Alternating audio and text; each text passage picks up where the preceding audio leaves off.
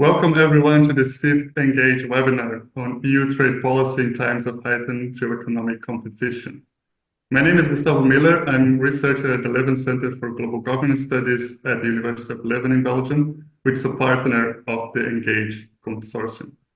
Engage is an Horizon 2020 project that looks into how the European Union can effectively and sustainably meet its strategic challenges by utilizing all of its tools of external action and, by consequence, become a more assertive global actor. To do so, Engage brings together 13 academic institutions and think tanks from across Europe. In a few months' time, Engage Research will publish its white paper on European Union external action, compiling 3 years of insightful research and turning it into useful and actionable recommendations for the European Union. You can know more about Engage and its upcoming white paper by checking its website. That's engage-eu.eu and subscribe to its newsletter. Now to today's topic. The last years have been marked by escalating geo-economic competition.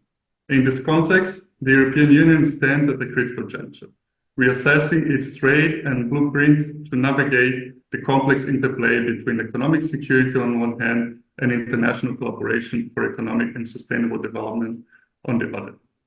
This reevaluation comes amid a pressing need to de-risk and potentially reshore key industries, especially high-tech, posing a challenge to the European Union's multilateral ethos and raising the specter of economic protectionism.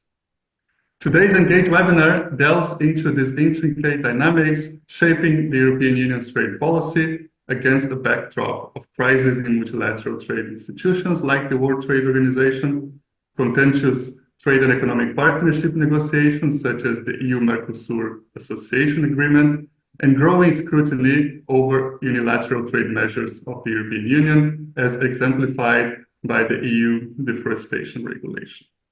Amid these challenges, the European Union grapples with integrating human rights and sustainability into its trade agenda, reflecting a broader quest to reconcile economic objectives with the imperatives of environmental stewardship. Now, to unpack this, all these issues and trends, we are very happy to welcome experts that are at the forefront of European trade policy, economic diplomacy, and also sustainability therein. We are very happy to have with us today Ignacio Garcia Bercero, who is Director for Multilateral Affairs, Strategy, Analysis, and Evaluation at the European Commission's Director General for Trade. We also have with us today Vera Torsten, a professor at the School of Economics at the Getúlio Vargas Foundation, FGV, in Brazil. Vera is also the WTO shareholder in Brazil. Finally, we also have with us today Professor Chad Dameron, Professor of European Politics at the University of Edinburgh in Scotland, specializing, of course, on EU trade policy. Thank you to all the speakers for being with us here today. I suggest that we start with Chad, followed by the comments and initial reflections from Ignacio, and then finally we go with Vera for a view from the outside of Europe. Each of our panelists will give us an initial talk of around 8 minutes, which will be followed then by a Q&A with you, the audience. You can ask your questions by clicking on the Q&A button that you're going to find on the bottom of your screen. Now, without further ado, Ignacio, the floor is yours for your initial intervention. Thank you. Yes, hello, Gustavo, and it's a big pleasure to have this possibility to talk in this panel.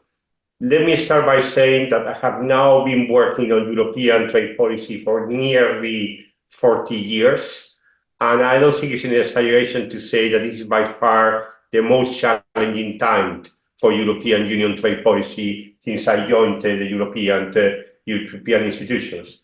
It's clearly that we are working in a world of geopolitical and geoeconomic competition, and that this is putting a huge amount of strain on the global trading system, with significant risk of economic fragmentation and with significant risk of power dynamics becoming predominant to the detriment of rule-based trade.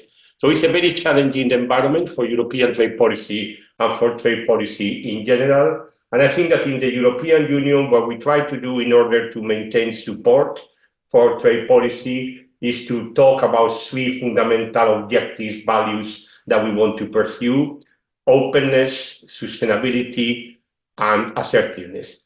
And if you look into the three elements, you will see that there is a balance attached to them.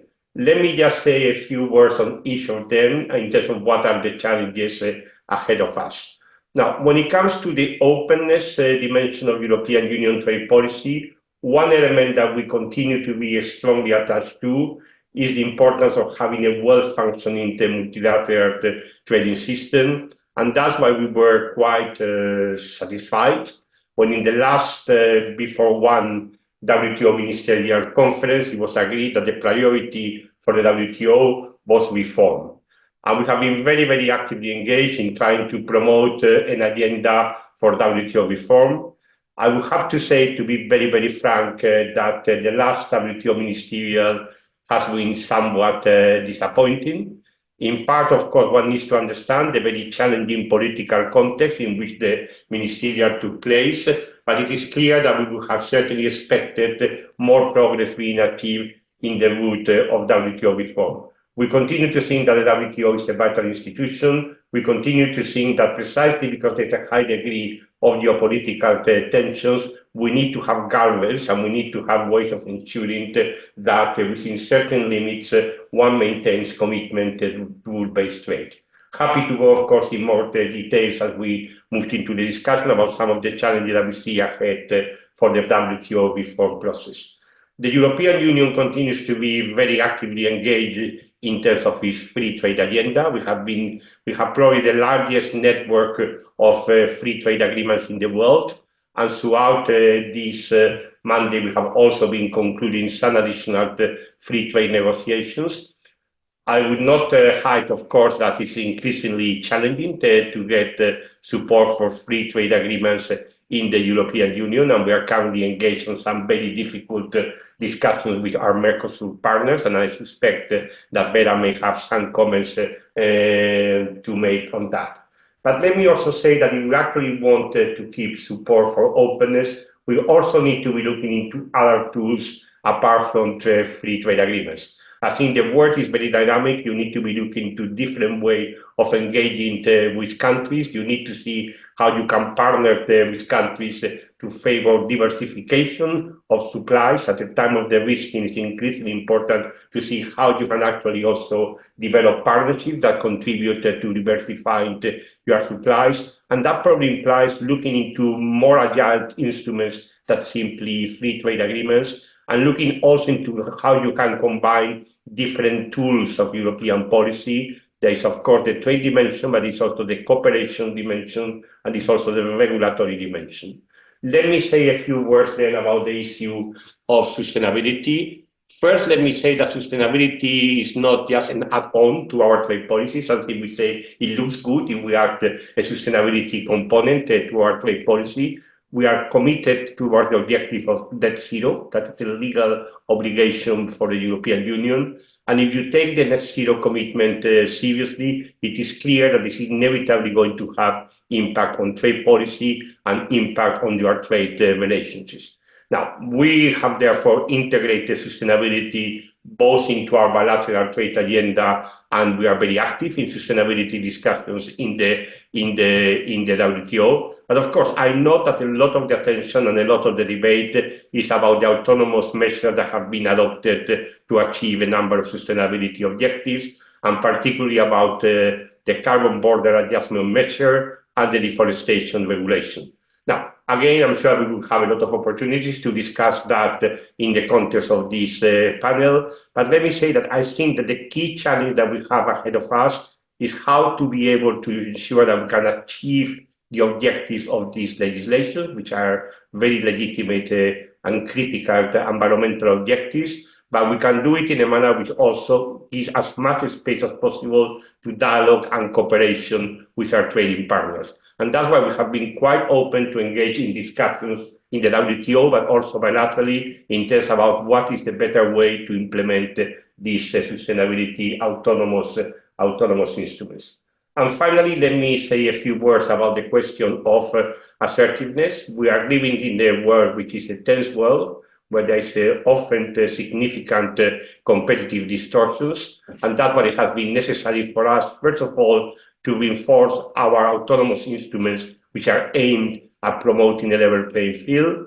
We have, of course, trade defense, the classical trade defense, anti-dumping, countervailing duty, and we are ready to apply this robustly. But it's clear that we also need additional tools. And that's why during this mandate, we have been adopted new instruments like the foreign subsidies regulation or the international procurement instrument. By the way, these are instruments which are very new. We have not yet been applied, so I think it's still a little bit a question of see how they are going to be implemented in practice. That we have certainly designed in a manner that we think is compatible with our WTO commitment, but we show that we're increasingly living in a world where there's going to be tensions linked to subsidization, tensions linked to reciprocity in markets, and that you therefore need to have the tools that make it possible for the European Union to defend its interests. I would say that the new frontier is what I would call the economic security tools. I mean, as you know, the European Commission adopted last year an economic security strategy, which talk about three dimensions: partnership, which is like openness, is very much similar to what we talk when we talk about openness in the context of an overall trade policy; promote, which is about reinforcing the single market, but it's also about looking in those areas in which you may need to intervene from the point of view of industrial policies; and protect.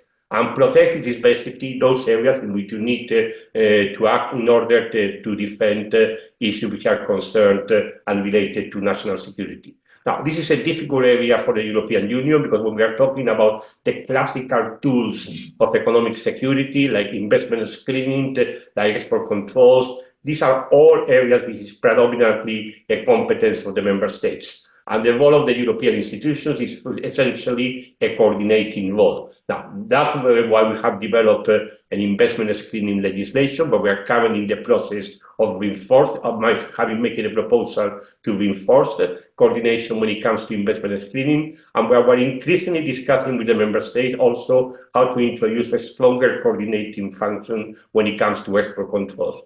This is clearly an area which is becoming at the center of the geo-economic competitions, and where we will need to see how the European Union can position itself. There's also legislation which is quite new, quite novel, that was adopted during this mandate, which is what we call the anti-coercion instrument. I mean, in the concept of geo-economic competition, you need to be aware that there is a risk of weaponization of interdependencies, that interdependencies which are good from the economic point of view under certain conditions can be weaponized and be used in order to put pressure on countries to change their domestic choices. And that's something which we feel we need to have an instrument that allows us to react and to react robustly. And that's why we have adopted these anti-coercion instruments that would allow us, in cases where there is evidence of coercion, contrary to public international law, we have the possibility to react without necessarily having to go through a WTO dispute settlement procedure. Again, it's a new legislation. It has not yet been implemented. It is meant, above all, to be a deterrent, to try to show that in case that there is going to be cases in the future of coercion against the European Union, that there are tools that we have available to respond to that. So I think I would leave it at that, and we'll be very happy, of course, to come into any of these issues in more detail in response to the questions. Thank you. Fantastic. Thank you very much, Ignacio, for this initial talk. And we're definitely going to have the time to focus on some elements that you've mentioned, such as the new measures of sustainability, such as the EUDR, but also the carbon adjustment measures, and in particular also this trend of economic security that I think is highly relevant.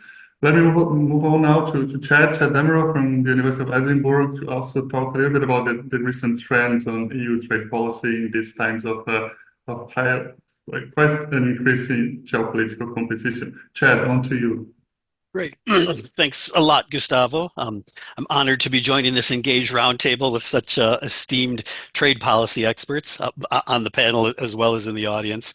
And what I'm going to do is I'm going to share some broad thoughts that I think speak directly to EU trade policy and geo-economic competition.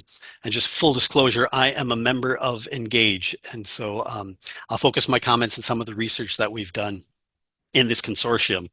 And we've been working with several partners looking at issue linkages across different policy areas in EU external action.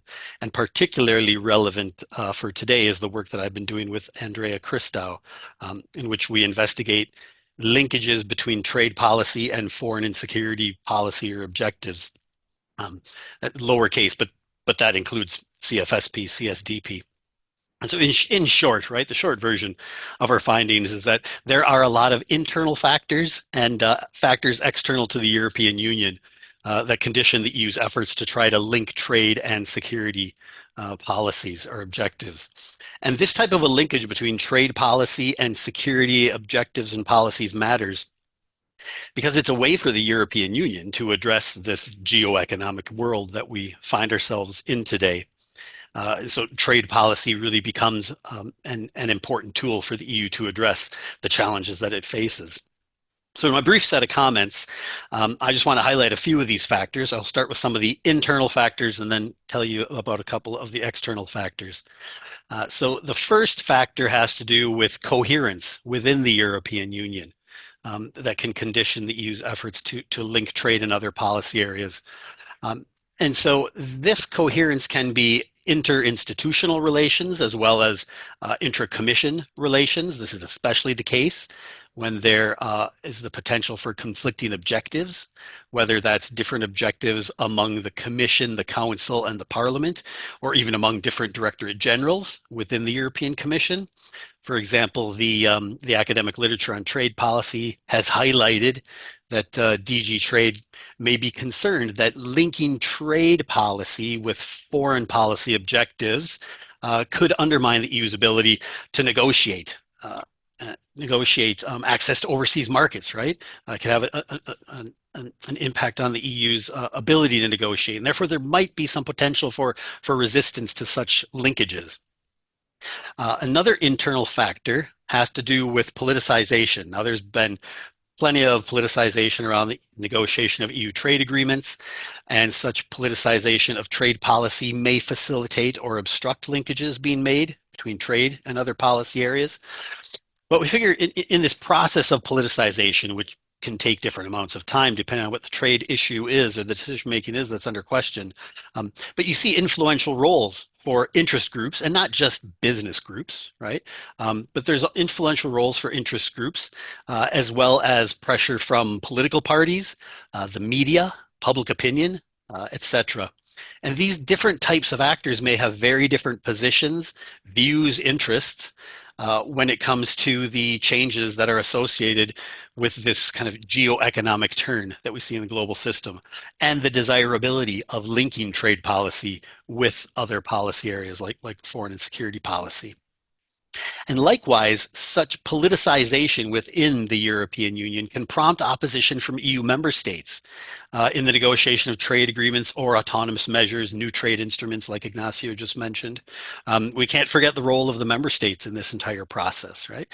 And so if member states disagree with linkages that are being made between, let's say, trade and security, this creates a very real challenge to the vertical coherence of the European Union, which can ultimately undermine the EU's effectiveness in this geo-economic world. And similarly, there's also this very real situation in which there can just be conflicting preferences that exist among EU member states, regardless of any increasing politicization of trade policy, right? Such internal trade preferences can vary across member states depending on domestic circumstances, election cycles, etc., right, in each one of these member states. And this can slow down or undermine decision-making related to trade policy and the linking of trade policy with other policy areas. And likewise, in a world that is experiencing a geo-economic turn, these domestic circumstances in member states may be increasingly dependent upon other issues, such as a member state's geographic location, that is, its proximity to a perceived threat, or their dependence on energy or critical materials from non-EU states.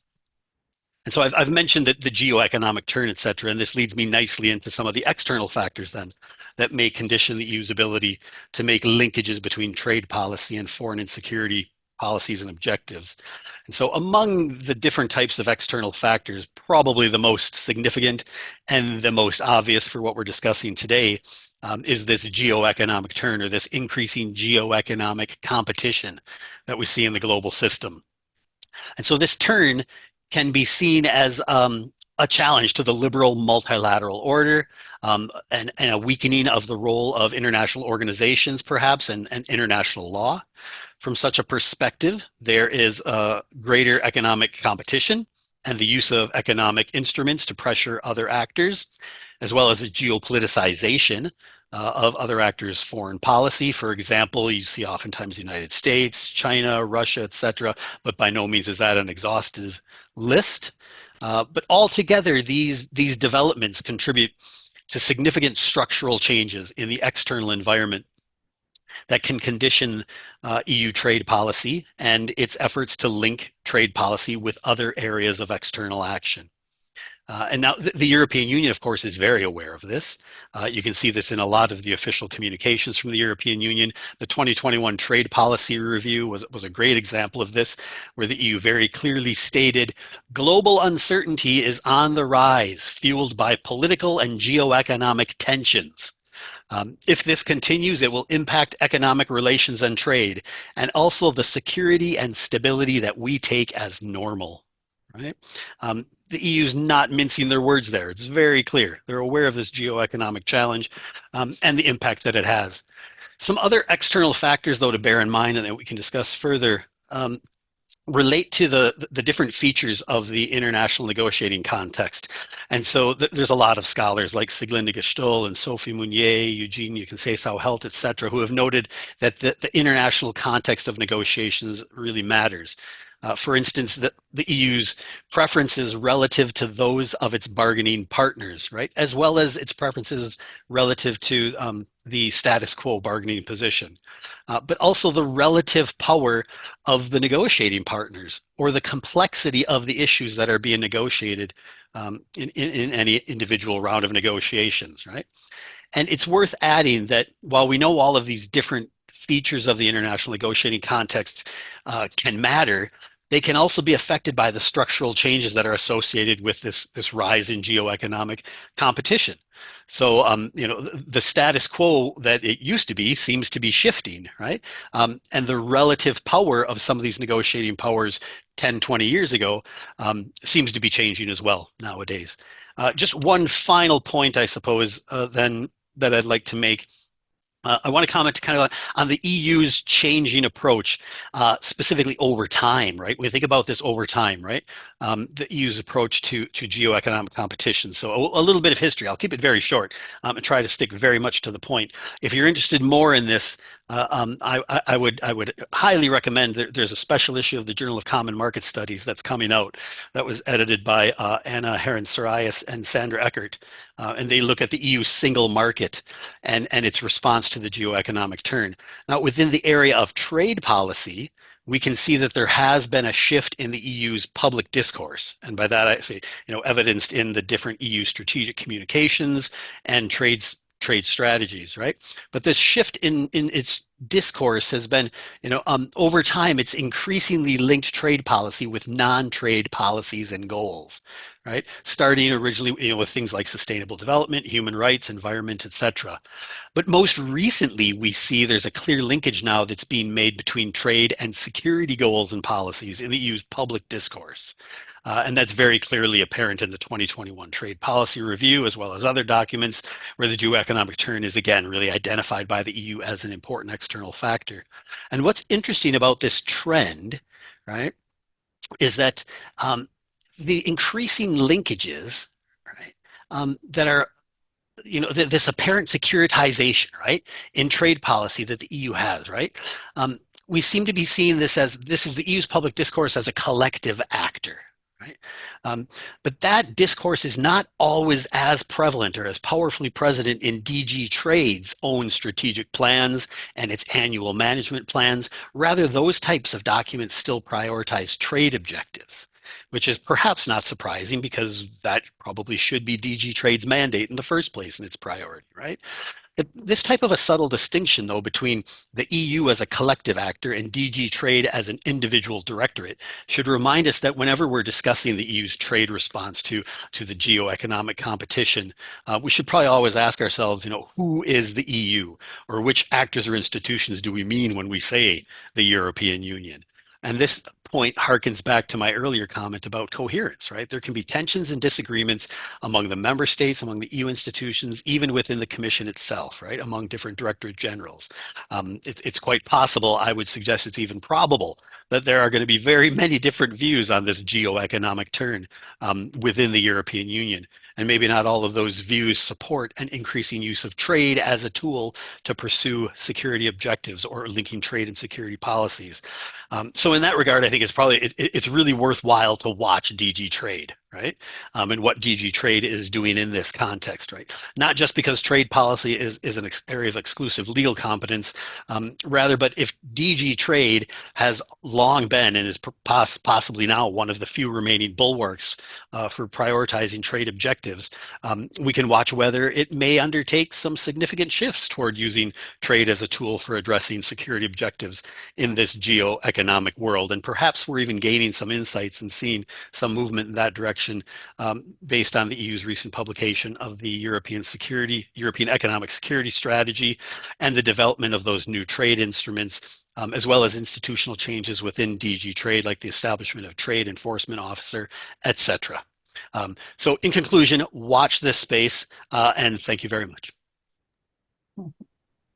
Thank you so much indeed, Chad. Now, let me remind the audience that you can always ask your questions in written format by the Q&A button at the bottom of your screen. Now, Vera, we heard from Ignacio on the most recent trends and policies of DG Trade, and we also heard from Chad on the sort of issue linkages and how trade policies very often are linked to more general objectives, strategic objectives of the EU's broad foreign policy. Now, on to you then for a perspective from a third country, in this case from Brazil, but I would say from outside of the EU. Vera, the floor is yours. Okay, first, thank you very much for the invitation. It's a pleasure to meet Ignacio for another time. Come on, I am an European. I live in Brussels for many, many years. I met Ignacio when he was a boy. I was in Brussels at the time of Monsieur Delors. So I know. Then I spent a lot of time in the US and in Geneva. And now I'm full academic. Now so I can speak. Let's go directly to many points. First, about trade and geo-economics. Come on, we cannot, you are living in a world so complicated that you cannot maintain the same positions that we took many, many years ago. Neoliberalism is dead. Come on, how can you say that? I am a WTO girl, right? So how can I defend neoliberalism to my students when you have this rush for subsidies, this rush for standards, and environment? Okay, trade policy, yes, an instrument of foreign policy. Sorry, Chad. Now, we are living in a world that is more complicated than ever. The principles that we use in trade policy for the European Union, for the United States, for China, they are changing completely. So the WTO must change in deep if the institution can survive. And let's go to talk about trade policy and instruments. What's going on in the European Union? I was all the time reading newspapers on the revolt of the agricultures. It's so funny. What's going on there? It's the over-regulation. I am a regulatory woman. I was a bureaucrat. I know the power, and I agree, and I am green, and I fully agree with Ignacio that the power of the European Union is to regulate. Okay, now, what we are reading and seeing is the process of over-regulation, right? And this is, I feel, example with environment. I'm dealing with environment since 2005. Come on, what's going on environment? Let me go, so the first part is this regulatory process. The second point is to talk about European Union policy. Let me go to deforestation. I agree, no questions about it, but look, and I'm talking about Brazil. Do you know the size of the Amazon? The size of the Amazon forest is the size of Europe. And the European Union wants to say, okay, no new cuts on forest, and how you are going to deal with this immensity of 40 million persons living in it. How you are going so I'm going to direct to the law. How you are going to see what's risk? How can you see the regions of the Amazon forest and giving risk to it? How are you going to deal with the certification? I was in several seminars, and the persons who are the real farmers, huge farmers, they said, do you know how much is the hour of a satellite? Do you know how much the certification, the European certification persons are asking for, the costs of doing this? I don't, and they said that, look, the bureaucrats in Europe had no idea what's going on, what they are doing here in Brazil. I am in favor of the legislation of the European Union, no question about it. So let's go to the technical issue. Is legitimate, but is the implementation process that's causing a lot of disturbance. And your rural persons are saying the same, right? Let me go to CBAN. Again, I was in the study the amount of pollution of the steel, a ton of steel. And if you compare the China steel, the Indian steel, and the Brazilian steel, completely different words. And the point is, are you going to consider the source of energy or not? My steel is not, you don't use coal or oil, we use water. So are you going to include this in the CBAN or not? I know it's not already there. But look, do you know what's going on? What I heard is that from the steel people, look, China's units are producing in the different plants. Is the European Union to calculate the emission on each unit or for the whole, the China's emission? Because it's a huge discussion, how to do it. So the legitimacy is okay, but the problem is, again, the implementation, CBAN in deforestation. Let me go to a subject that Inácio knows that I love it, that the standardization war. I love TBT and SPS. I know what's going on. I am a person completely emerging in this war of standards. The European Union and United States, they have completely different models for standardization, how to measure the emission of a ton of steel, of anything else. And do you know what's going on? Is the fragmentation of a standard. And I love this number. There is in the WHO a database called the Environment Database. Do you know, Inácio, how many trade-related environment measure there are there? 18,000. Last time I saw Inácio is 16. Now 18,000. Half of them are TBT and SPS related. TBT is a technical barrier to trade agreement. It's legitimate, no question about this. Completely, the point is how you implement and how you are going to measure the emissions. Are you going to consider the source of energy or not? How we are going to deal with this TBT measures?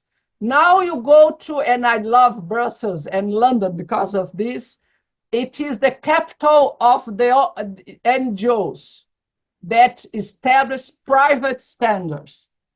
There are 400 private standards dedicated to measure environment and the workers' right.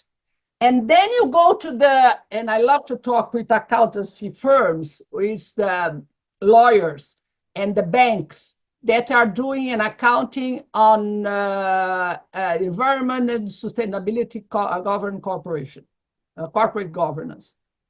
SDGs is a completely different animal. To measure it, to get money from the bank, from the funds, is a completely different. And so the person that I know, they are doing a lot of money, again, establishing the rules. And so, and for me, this is the role of the mother of the older regulation, the European Union.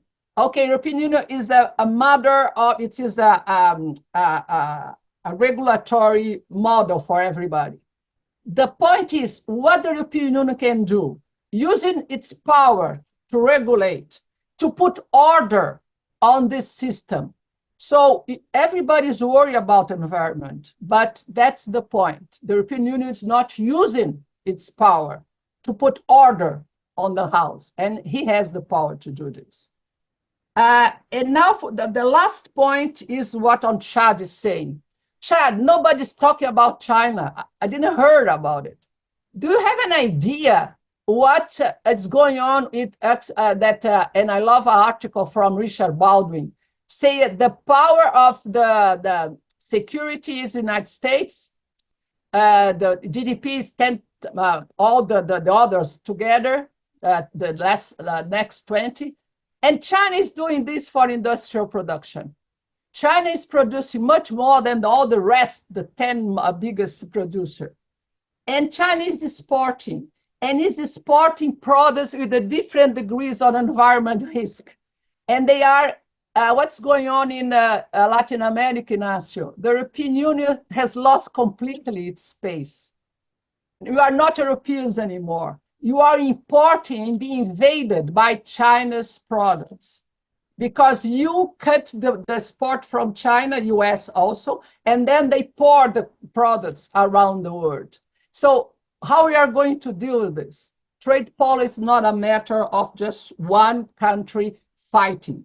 And we are living in a world where the neo-protectionism is open, completely open usage, and we have no more regulator power like the WTO. So the point is, I'm really tired of listening person say we have to maintain the WTO, that is WTO survive another conference.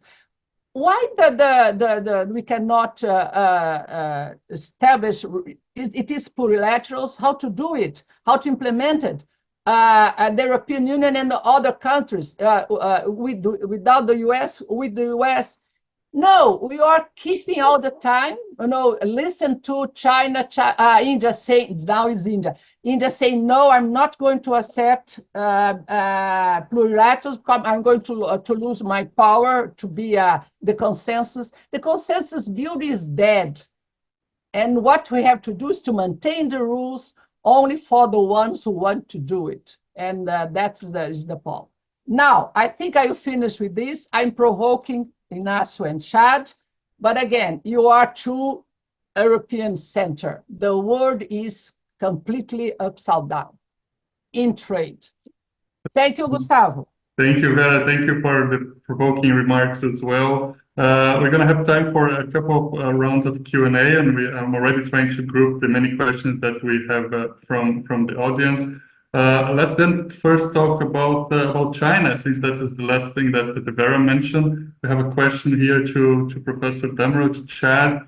You talked about the shift in discourse towards security and sustainability, and the EU's rhetoric towards China and supply chains have shifted from decoupling to de-risking. That's the rhetoric of the Commission as well. Can we then interpret this shift in rhetoric as a consequence of the reality of global supply chains and other factors at play? What explains, in your view, Chad, this shift?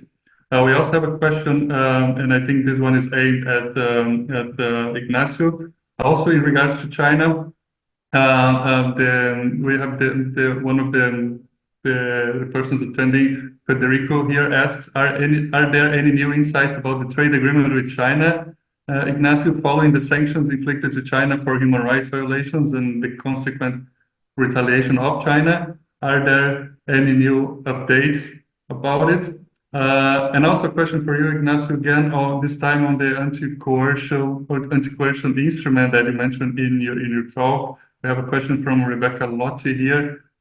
She says that the primary objective of the anti-coercion instrument is deterrence. I don't know if you agree with that, Ignacio. However, the interpretation of deterrence within the ACI relies on what she says is assured mutual damage. Now, the question is, can this tit for tat retaliation be prevented, right? What are your thoughts on basing deterrence on compensating disruption of trade for sanctioning states, right? So it's basically it's basically a little bit for you to develop on the ACI Act a little bit more as well. And finally, we have a question for Vera. This question from Charlene de Porter, who first of all thanks the panelists. And the question is about Vera's emphasis on the implementation, right? We end up being the crux of the matter for many of these EU's unilateral measures. And Charlene asks, to what extent can we see these policies as experimentalists? Many of them are, of course, being implemented for the first time. There's no prior knowledge. And Charlene would also be interested in your views, Chad, on the matter as well. Can these unilateral measures be considered to be experimentalists? And finally, I'm going to jump on with yet another question, since we might not even have time for a second round. Let me just throw in yet another one, this time from Michelle Egan from American University. How does Ignacio address the question of overregulation from Vera, right? So that's for you, Ignacio. Does Vera have a point when she mentions overregulation? Are there concerns that firms, which from Michelle's point of view are missing this discussion, are there concerns that firms will focus on reporting, but how will it ensure that those in supply chains will comply, right? So a lot of focus on reporting to respond to these new regulations, but how can we really ensure that they will comply?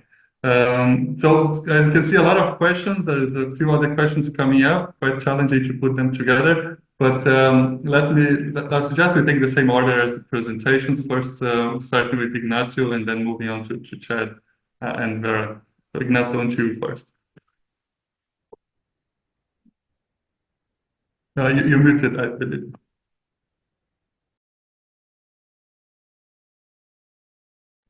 Okay, now. Yeah, no, thank you. I will try to answer the questions and maybe also comment on some of the important issues that have been debated. Now, first, on the question relating to the anti-coercion instrument, this is a legislation which has not yet been applied. Therefore, we still don't really have a practice about how the legislation will be implemented. I would also note that if you actually look into the decision-making procedure, you find there is a clear difference between the anti-coercion instrument and, for instance, the instrument that we have to respond to unfair practices. And this comes to an issue which also Chad referred to. When it comes to a response to an unfair practice, normally the decision is taken by the Commission unless there's a qualified majority against. When it comes to the anti-coercion instrument, the decision is taken requires a positive qualified majority in order for actions to be taken. So is there a clear understanding about what constitutes coercion? Yes, this is defined in the regulation. It is defined in terms of public international law. So you need to have any evidence that there is a trade, a measure which is restricting trade or investment, and where the purpose of the measure is to try to influence a legitimate sovereign choice of the European Union or its member states. Those are the conditions under which the anti-coercion instrument could be applied. Clearly, the objective is deterrence. It is to try to avoid situations in which those kinds of pressures are put upon the European Union or its member states. By the way, it's not an instrument that is necessarily having any particular country in mind. I can think of cases in the past where maybe the European Union has been subject to coercive actions from some countries that are currently close allies of the European Union. So it is not an instrument which is having any particular country in mind. Now, coming now to the question of China, At this point in time, I don't really see much prospect of the agreement on investment that we actually concluded with China being ratified. The political context of our relationship with China has significantly changed, apart from the actions that were at the origin of the decision to freeze the process of ratification. So I don't really see at this point in time much prospect of that agreement being ratified. I mean, commenting on a point that was made by Vera, of course, there is concerns about massive subsidization in China and the distortive impact that that is having in global markets. I mean, we can take defensive action in the European Union to protect our market, but of course, there is much more limit in terms of what we can actually do when it comes to distortions in certain country markets. That's why ideally we would want to have stronger rules in the WTO when it comes to dealing with the issue of subsidization. That's one of the issues that we wanted to launch a discussion in the WTO. Funnily enough, the main obstacle to launch that discussion was not China. China was ready to engage, in that kind of conversation. It was again mostly India, who, for its own reasons, decided to block the start of new discussions on those issues in the WTO. That, by the way, allows me also to make a comment on something that was made by Vera. Totally agree with Vera, the WTO needs to reform. I mean, it's certainly not a question of actually defending the status quo. If the WTO does not reform, it would increasingly lose relevance.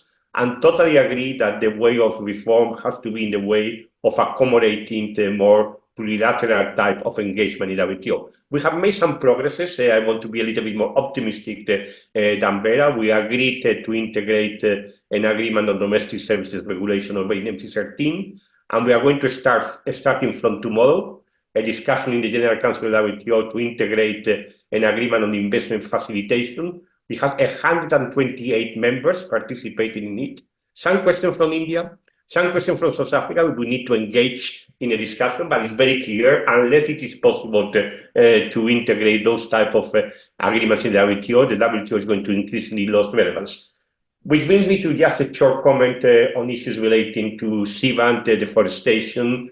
Now, I would tend to agree with Vera, and I appreciate that Vera has said the objectives of this legislation are perfectly fine, but there are quite a few questions relating to the implementation. By the way, some of the questions also have to do with the cost for companies. So it is not just a question about the potential impact on certain countries. I know that, for instance, there's quite a few questions about the cost of reporting under both the deforestation regulation and the CBAM. And I think that inevitably those are issues that we're going to have to look at as we are moving forward towards the implementation of those instruments. Both the issues about what can be done to achieve the objectives in a manner which imposes less unnecessary regulatory costs, but also into the question about how you can better integrate in that context cooperation with third countries. And I think those are issues which are challenging, which I think we should be able to find ways to take those questions forward. Ideally, by the way, and I would agree also with Vera, it would be really, really good if you could have those kinds of conversations in a meaningful manner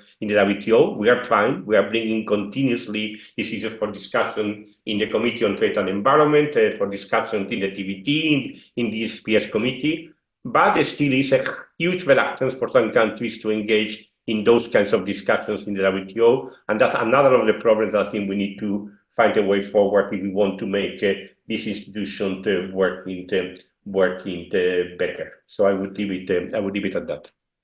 Thank you, Ignacio. Chad, on to you with those many and challenging questions. Yep, thanks, Gustavo, and thanks for all those questions. I'm interested in hearing what my fellow panelists have to say in response to those. I think there's probably two that were, I guess, sort of directed towards me. One is what explains the shift in relations towards China, and Ignacio has already also responded to that as well. And I guess for my part, I'd probably give sort of a less than satisfactory answer that it is probably a multi-causal explanation, right?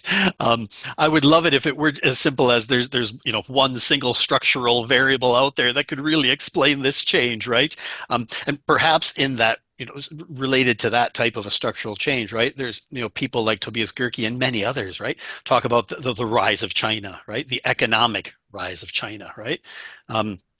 And so maybe that matters, right? But there's a lot of other actors in the system that also matter as well, right? Who are changing their foreign economic policies and are fitting into the system differently. And overall, as a result, we kind of see this, I don't know, difficult to operationalize geo-economic term or geo-economic turn in the international system. But then beyond that, there's a lot of other factors too, right? The member states within the EU also help to account for this change. Other roles of firms and the other interest groups that I mentioned as well, right? There's a lot of actors, and so as I say, I would love it if it was a simple explanation, but I fear it is not. There's a lot of different factors at play here. There's probably going to need to be some PhDs written on this topic to figure out exactly which of those factors are most important. The other point then, I guess, just to respond to, has to do with the autonomous measures, right? And the idea that they could be experimentalist. And Ignacio also replied to this as well. And of course, the EU wouldn't call them experimentalists, but I think from an analytical point of view, that's an interesting idea. Sorry, I forget who it was that asked this question, but that's an interesting idea. And maybe depending on what type of experimentalist framework you're using to analyze this, perhaps they could be viewed as experimentalist tools or instruments that are being developed. Because as far as I know, they are fairly new and unique compared to other jurisdictions in terms of how exactly they're designed. And that has to be because the EU is so unique, maybe not sui generis, but unique, right? And in addition to that, I don't think there's really evidence of policy learning, right? Where the EU is looking at other jurisdictions and saying they've got these anti-coercion instruments and tools, right? Let's just adopt those, right? So perhaps, yeah, perhaps. But I guess it would just depend on kind of those academic questions about really what type of framework of experimentalism really do we want to apply. But it's an interesting thing that really gets me thinking. Yeah. Well, thanks, Thanks. Chad. Definitely a nice research agenda for that as well. Vera, on to you. I know we have quite a few questions to go through. I'm just going to throw yet another one that just came in now on whether you think that there is a blurring, there's some sort of confusion between private standards and public regulation. And if that is happening, who is benefiting from that, right? Is that leading to fragmentation? Is that leading to unification of those standards? Who benefits? Who loses? Good, marvelous. I love this question. Look, there is no such a thing as a private voluntary standard. I am the board of UNFSCC. Forget about it. If the supermarket, Carrefour, and all this Tesco and us all said you have to export, you want to export, you follow these standards or are not going to buy your product. All these are mandatory. Forget about what's private, and it's the power of the market, let us say it. So, but let's us work together. Do you know, so I am a person that do not believe in WTO anymore, and now I'm defending coalitions of sectors. The agricultures of corn or sugar or methanol and so on. Go and make a coalition of countries and try to understand what's going on, the standards, and keep the wars out.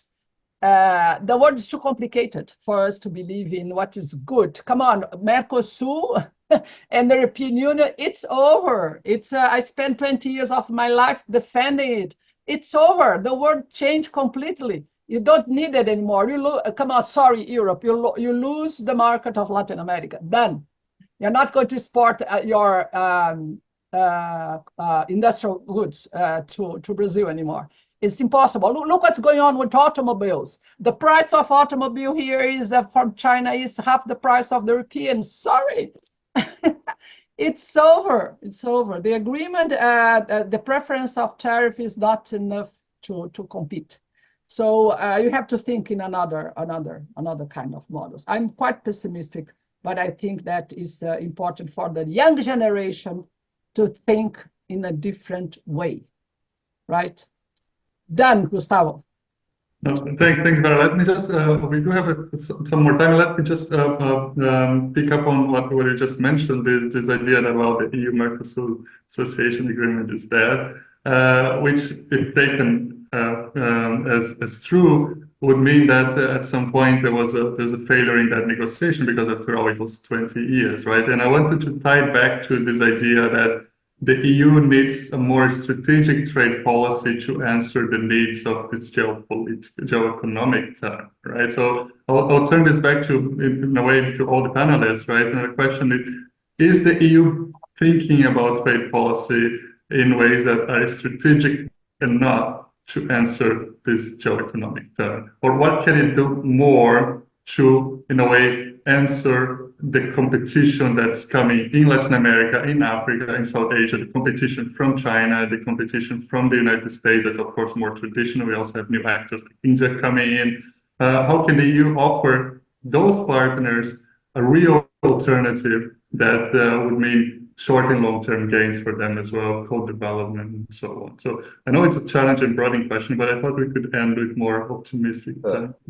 Ignacio, first to you. It is a challenging question. Let me start by saying that I'm not going to agree with Vera that the Mercosur negotiations are dead. I know that our chief negotiator is having intensive meetings to try to see if there's a way forward to get this agreement finally concluded. And I think it's an agreement that has economic and strategic value. Now, this being said, I agree with Vera that the challenges that we are currently facing are sometimes much broader than those that can be tackled by classical trade agreements. And that's what I mentioned in the beginning. We need to be looking into new ways of engaging. Now, global competition with China is a big challenge. As I said, we have tools to try basically to defend our market vis-a-vis unfair competition. But if the problem is unfair competition in, say, the Brazilian market, then first the question, what is the way that this competition is being seen by Brazil? I mean, Brazil is very happy with having cheap Chinese cars flooding this market.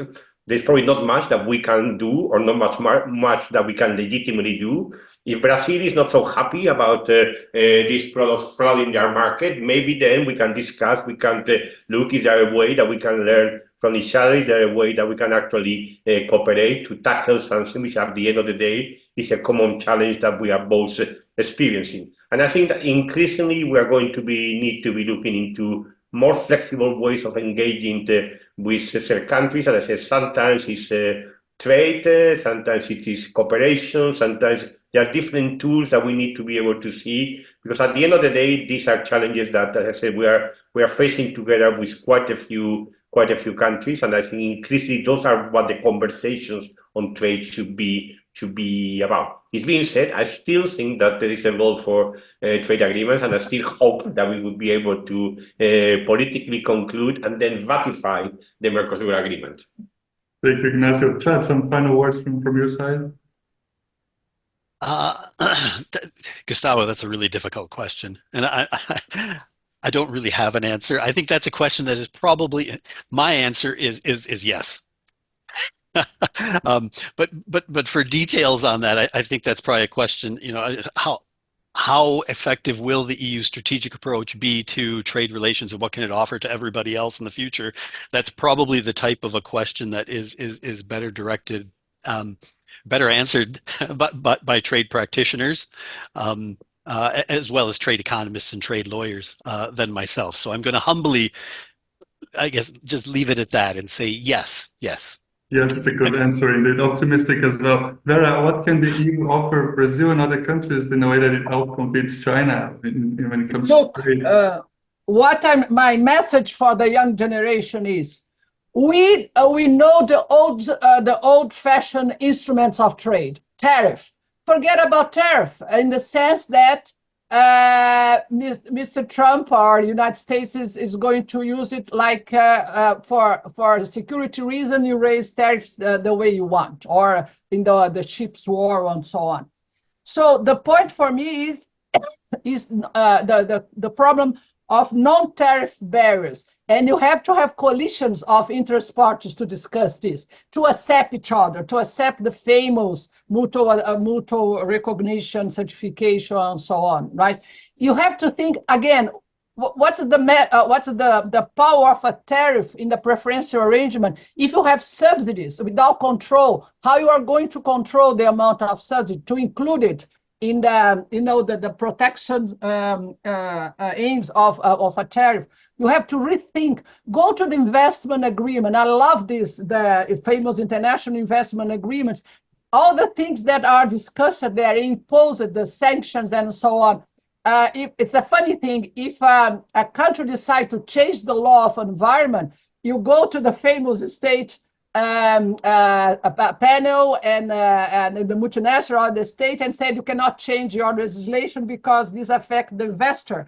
So you have to rethink all these instruments of trade. It's a challenging time, and I think that Ignacio, starting his academic life, you'll be a marvelous person to engage with these persons and to see he knows the rules and how we can think in a different way. Forget about all the instruments, the preferential agreements, all this is gone. So thank you, Vera. And we're going to make sure to invite Ignacio again when he's settled in his new academic life. So I'm afraid we're running out of time. We still had a few questions left unanswered on various things such as EU trade with North Africa and also creating sustainable value chains with the global south. I'm afraid this will be for another time. As we keep it to 1 hour. Let me thank again all the panelists, Ignacio from DG Trade, Ignacio Garcia Bercero, Chad Demro from the University of Edinburgh, and Vera Thorsen from the FGV in Brazil.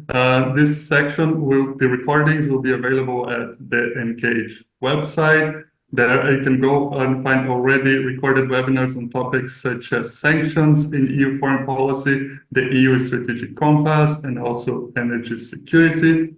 Our next Engage webinar is already scheduled for next week, Tuesday, 26th of March at 6 p.m. Central European Time. And we're going to be discussing how to future-proof transatlantic relations in turbulent and uncertain times. By that, we of course also mean the upcoming elections on both sides, but more importantly in the US, but of course also in the European Parliament. You can already register for this website by visiting the Engage web. You can already register for this webinar by visiting the Engage website. Thank you once again to all the panelists and those attending. I hope the discussions are fruitful. And until next week, goodbye. Thanks a lot. It was a pleasure. Goodbye. Bye-bye. Bye.